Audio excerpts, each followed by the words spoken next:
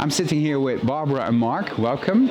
You are here in Amsterdam at the Inspire2Live conference. 3 days. We are at the second day now. And my first question to you would be, could you shortly introduce yourself? I'm Barbara, and I'm now 67 years old. When I was 52, I was diagnosed with terminal cancer and given just 3 months to live. And that was after 6 years of misdiagnosis where I'd regularly been to my GP. So I virtually became a cancer advocate on the spot because I was told there was no hope and either I just had to accept and die. Although I accepted my diagnosis, I felt that surely I need to find out everything that is happening. We will come back to that. Wow, quite a story already. Mark. I'm Mark. I'm Barbara's husband and carer. And as we're now finding out, carers are becoming a much more important, they have a much bigger role to play than the patient originally realized, I think. And I certainly didn't realize what my role would be as my time has come along. And we talk a lot about now the responsibilities, the change of role, the increased amount of impact that it has on the carer, psychologically, socially, emotionally. It's enormously, isn't it? It's a lot you take on board, and you have no training for this kind of thing because normally you come from a completely different background, and in many cases it makes people leave their partners. It has a hugely negative impact, but yeah, and it has affected your life enormously, I reckon. It turned our lives upside down because although struggling with my ill health, I had a red blood count of 6, and actually it was I was sent for a blood transfusion when I was actually diagnosed. And I'd been working the day before with help with positioning my classroom on the ground floor and so on. I was a teacher. And so I was told I would never work again. And I put my notice in so that those children wouldn't be neglected. So I was thinking at that point of tying together, firstly, our sons who were just at that point in going to university or first job, and finances. You have to think about your will and all those things, along with the absolute shock of what's been said to you. What a message you got. You actually got your life upside down because you were diagnosed. You said there's not much they could do. You had to give up your work. You had your family. What a amazing thing to deal with. And now you are here, 2022. You're still there. Fortunately, what happened? Well, I have regular checks every year, which I'm really grateful for. I have a CT scan once a year and blood tests. But what happened at that time was we were told treatment could only be palliative, and when both types of chemotherapy failed, there was nothing left. So we read about what was going on in Europe and America, and we found out there were 2 drugs which were never mentioned to me. So we asked about it, and it wasn't available. But there was a slight chance if I was exceptional. So we got help at that point from a GP, letters from the Patient Advocacy Group, Bowel Cancer UK, and also we had a solicitor. We had advice from my MP, and we put forward a strong case. And although I was going through treatment, I went to the hearing and spoke myself as to why I was exceptional. Isn't every cancer patient exceptional? I was not exceptional, but I was trying to get the drug. And they refused me. So Because of what? Because they said I wasn't exceptional. You're just average? Yes, yes. I suppose I accept that. Right. But not medically, no. not for the drug. My life is not. Obviously. So you took actually the right in your own hands. You went for the alternative route. Well, we appealed first and failed that too. And then we paid for it because cancer doesn't wait. So we had to find the money, and my mum helped me as well, and we paid. And within 6 months, it had reduced my 15 centimeter tumor. I didn't say I had colon cancer, which started in the large colon on the right side and spread to the liver. And I had a 15 centimeter tumor in the left liver, which was inoperable. So it shrank. This drug shrank that tumor sufficiently. In fact, the surgeon said there was no evidence of tumor left. And they resected the entire left liver and half my large colon in one operation. You must have been very, very, how can I say this, excited at least, and shocked in a positive way, It actually. was a major operation, and What a relief. And you, as a husband, went through this as well. yes. What happened to you while this was all going on? Well, it was a very stressful time, of course, because as a carer, you can do nothing more than just support and care and do anything that's within your ability. So traveling, basically being of comfort, discussing things. Luckily, we've been very good at communicating.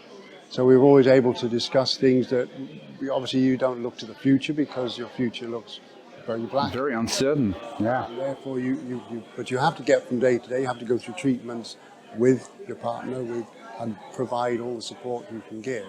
But after the operation, of course, Barbara did a lot of caring for at home. So we moved the bed downstairs because she couldn't go upstairs. Lots and lots of things that you have to sort of do in order to. I stopped working after about 12 months. So I could care for Barbara. Care full time. Full time. And then we could spend our time together because she was told, likelihood is it will come back. It was stage 4, so it was very serious. And they said, live your life for every day and enjoy your life. Enjoy the most out of it. You don't know how long things will be.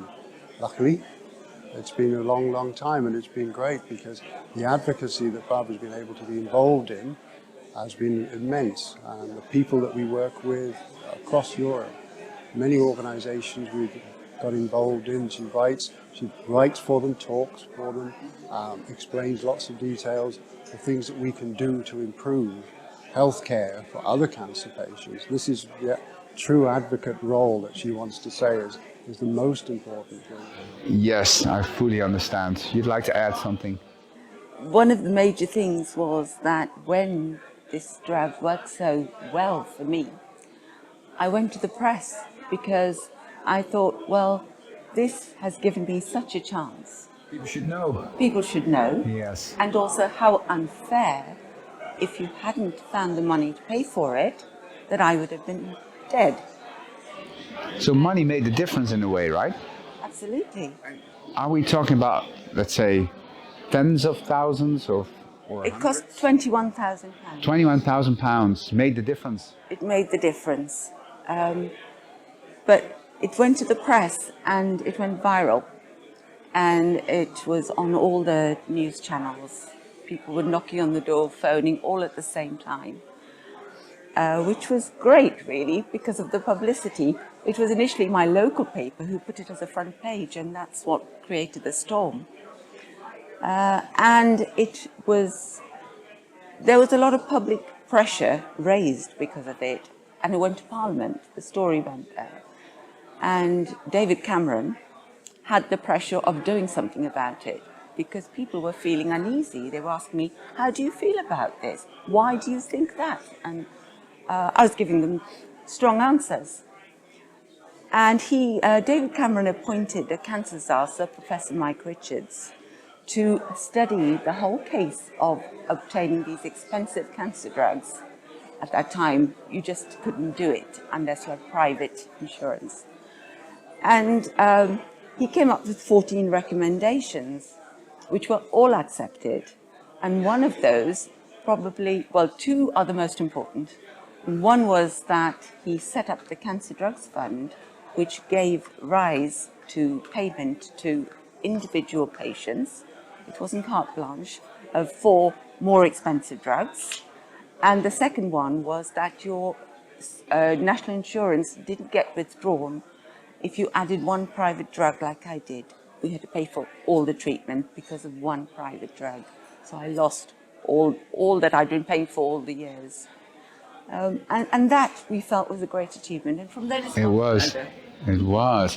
So although they said you weren't special, in a way you have been very, very special because you changed. You changed the system, didn't you?